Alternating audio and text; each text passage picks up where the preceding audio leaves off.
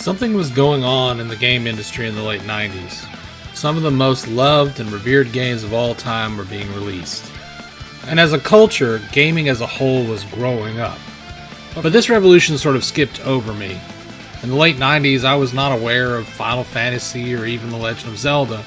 I was playing games like Mario 64, and that was one of my favorites.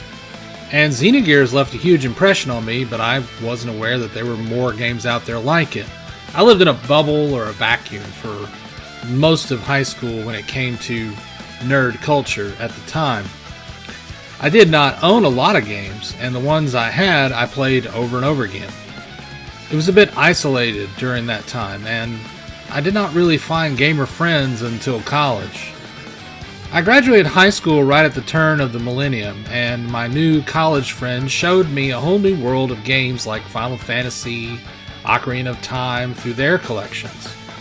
I started collecting a little for myself, started swapping consoles with friends over the weekend, playing some of their games and they would play some of mine. I started returning those games and then going back to the game store and buying the consoles and games that I had borrowed. Within a few years, I was married and I had started collecting again.